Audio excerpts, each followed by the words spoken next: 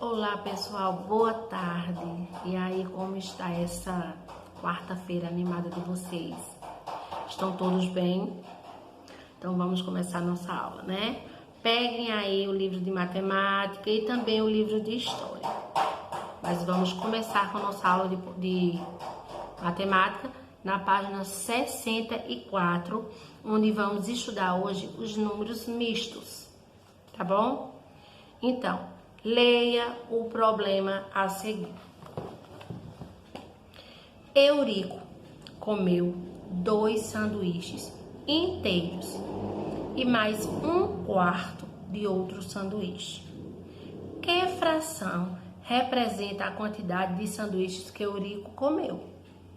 Note que Eurico comeu 2 sanduíches mais uma fração de outro sanduíche. Para representar essa quantidade, utilizamos os números mistos. Então, o que são números mistos? São a junção de inteiros e frações em um mesmo número. Parte inteira, 2. No caso, os 2 sanduíches, já está dizendo tudo. Uma parte inteira. Parte fracionada. No caso, a outra metade do sanduíche. Então, representando com um número misto. Então, 2 inteiro mais 1/4. Lendo, 2 inteiros e 1/4. Certo? Página 65. Então, podemos transformar um número misto em uma fração imprópria, multiplicando a parte inteira pelo denominador e somando o resultado ao numerador. Então, aí tem 2, esse 2 vale 2 inteiro, 1/4. Então, como é que eu vou fazer? Vou multiplicar o 2 com o 4, que é do denominador, e depois vou somar mais o numerador. Vai ficar assim, 2 vezes 4 mais 1. Então, se você multiplicar 2 vezes 4, dá 8. Mais 1, 9. Então, a fração ficará 9/4, certo? Então, o numerador será 9 e o denominador permanece o mesmo do número misto. Segundo, também podemos transformar uma fração imprópria em número misto. Aí tem uma fração de 9/4. Dividimos o numerador pelo denominador. Então, é só fazer a divisão de 9 dividido por 4. Então, olha aí, olha, o divisor é o denominador. Qual era o denominador na fração? O número 4. Lembra? Então 9 dividido por 4 vai dar igual a 2. Por quê? Porque se eu for multiplicar 2 vezes 4, é igual a 8. Para chegar em 9, sobrou 1. Então, olha, o quociente é a parte inteira e o resto é o numerador. Então, tá aí a fração formada. 9/4 é igual a 2 inteiro e 1/4.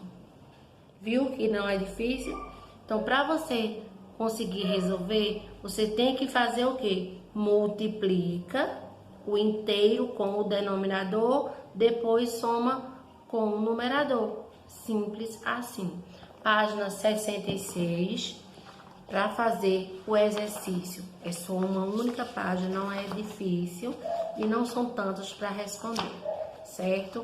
Então, página 66 para o exercício. E também a página 65, não é? Que é quando finaliza o assunto, aí dá início ao exercício, página 65, e também finaliza na página 66, certo? Agora vamos para a nossa aula de história. O assunto de hoje, de vocês, minha gente, do 5º ano, é sobre os governadores gerais, certo? Então, vamos lendo comigo para a gente entender melhor. Vamos lá. As capitanias não deram certo. O rei de Portugal decidiu criar uma nova forma de governo e, em 1548, criou o governo geral. Essa era a única forma de centralizar o poder na colônia. Fiscalizar, ajudar as capitanias para que elas se desenvolvessem e tentar combater o contrabando praticado pelos franceses e também pelos ingleses. Então, o que aconteceu? A sede do governo geral foi instalada na Baía de Todos os Santos. O primeiro governador geral foi Tomé de Souza, que chegou no ano de 1549 e também fundou a cidade de Salvador, a primeira capital do Brasil. Com ele vieram soldados, famílias e também colonos. Deixa eu ver mais aqui, colonos jesuítas chefiados pelo padre Manuel de Nóbrega, um ouvidor-mor, que cuidava da ordem e da justiça, no caso um provedor-mor, que cuidava do dinheiro, e um capitão-mor, que também era encarregado de organizar a defesa do litoral. Tomé de Souza ficou como governador-geral em 1549 a 1553. Ele iniciou a catequese indígena pelos jesuítas e criou o primeiro bispado no Brasil, do qual Dom Pedro Fernandes Sardinha foi o primeiro bispo. Também foi responsável por incentivar as entradas, expedições que procuraram capturar índios e buscar minérios no interior do Brasil. Trabalhou na fortificação do litoral. Também influenciou a agricultura e também a pecuária. Foram eles Tomé de Souza e José de Anchieta. Na página 36, Duarte da Costa, o segundo governador-geral, chegou ao Brasil em 1553, certo? Ficando no lugar de Tomé de Souza. Trouxe seu filho Dom Álvaro da Costa e alguns jesuítas. Entre eles, encontrava-se José de Anchieta. Teve dificuldades no trabalho da agricultura e também na criação de gado, pois não tinha mão de obra suficiente. Seu filho, Dom Álvaro da Costa, passou então a escravizar indígenas para que trabalhassem na agricultura e também na pecuária.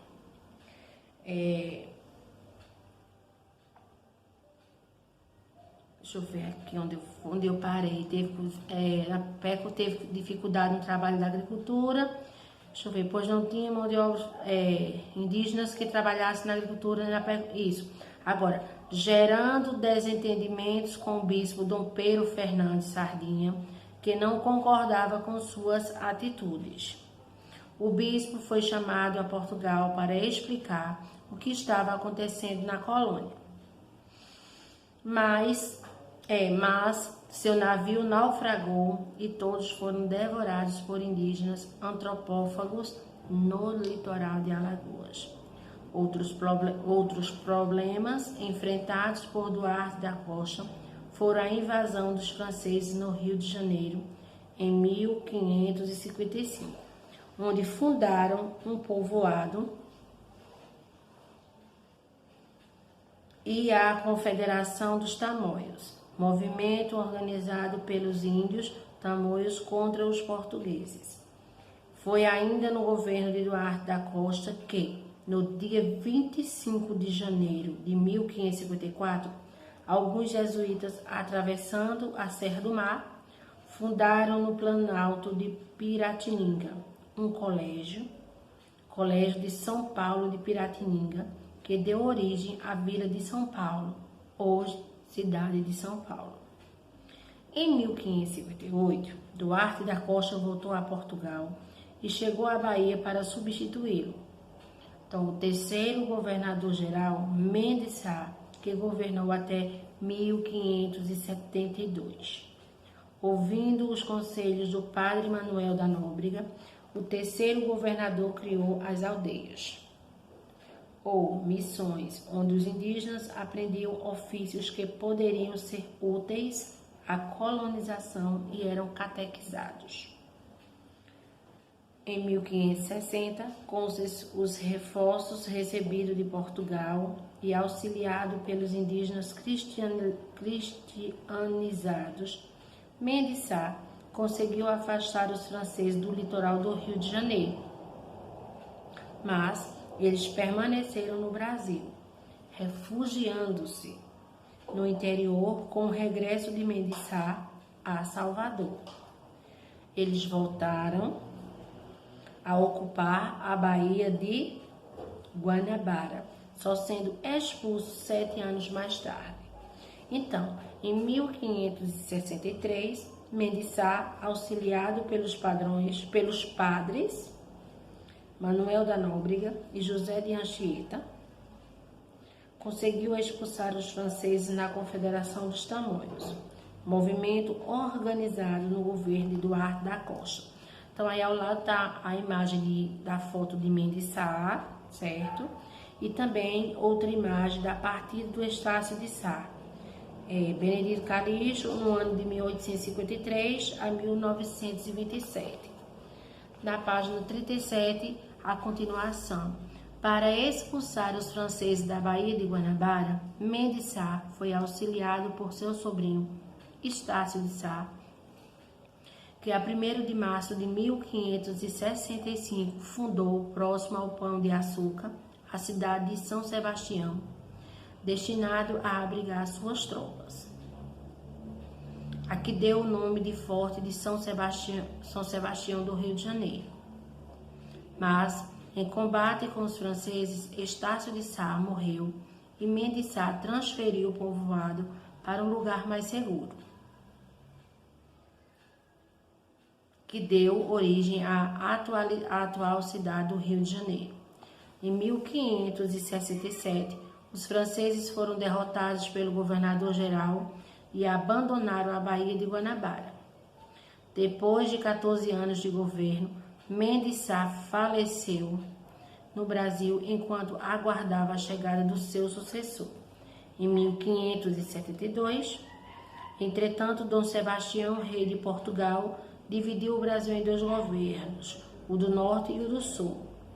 O governo do Norte teve por sede a cidade de Salvador e foi governado de 1573 a 1578 por Luís de Brito de Almeida. Então, o governador do Sul teve por sede a cidade do Rio de Janeiro sob o governo de Antônio de Salema, que governou de 1574 a 1578. Então, depois que terminar de ler o texto, temos a página 37, a 38 e a 39 para o exercício, de acordo com o texto, certo? Que fala sobre os governadores gerais. Então, meus amores, por hoje, damos por encerrado nossas aulas, nossas disciplinas, certo? E amanhã, se Deus quiser, com fé em Cristo, estaremos de volta aqui. Então, quero deixar um grande beijo para todos, um grande abraço e até amanhã, se Deus quiser, tá certo?